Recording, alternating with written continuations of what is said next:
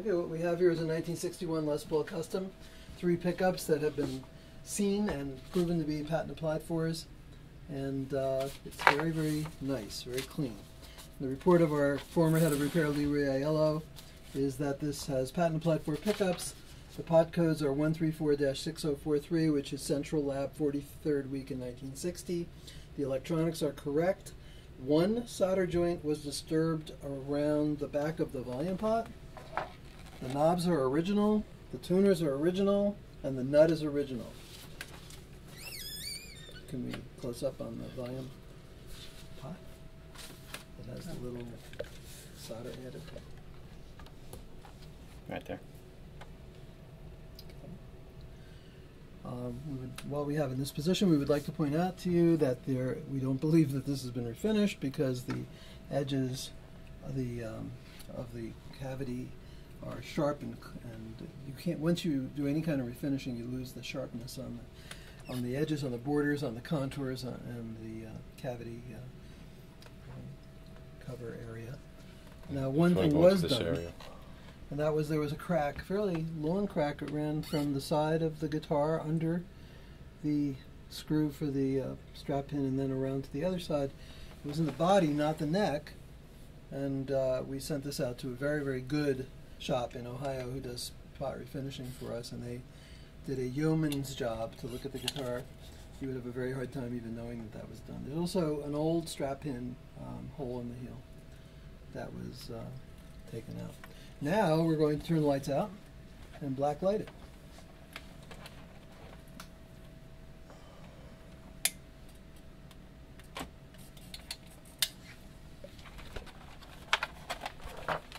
And if you wouldn't mind, start up top. Describe what we're doing. This may or may not work out, but we'll try. If we can actually see this. Yeah, right.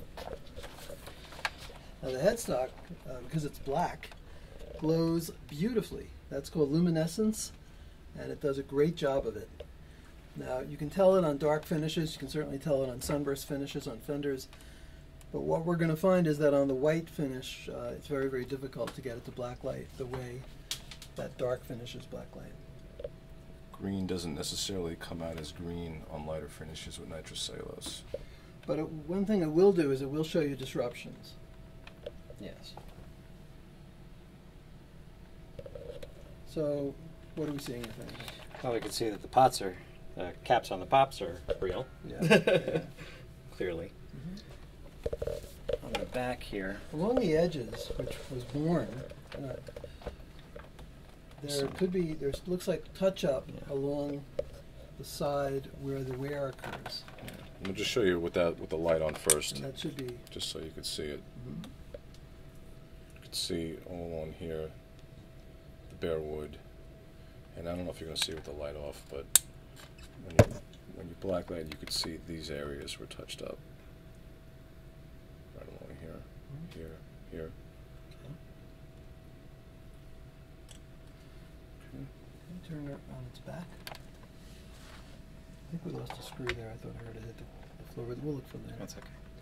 And on the area under the back of the heel, it's always the opposite side. The treble side also shows touch-up along those worn areas. But look at the heel area. You see that was that big crack that ran through the body, and it was sent out, and it was spot refinished in that area. And you can tell that. This whole area. This whole area is a lighter. It doesn't blacklight exactly the same, but that's there reflective. You can see it. It looks almost like a watermark. Mm-hmm. And the contour over here A little softer. is softer, and it's not as pronounced as all the contour edges over So here. they sanded it before they spotted Which it. you would lose somewhat if this was refinished. But not along the rest of it, just in that one area. Right. This is all fine, just right here. Mm-hmm. And then inside the control cavity, again, it's very sharp, so that you can't feel it rounded, which you would feel if it was refinished. Mm-hmm. Touch-ups there, which are not nearly as visible in a normal light. Okay. Is there any area we've left out? Yeah, I think that covers it. That's very good. Thank you.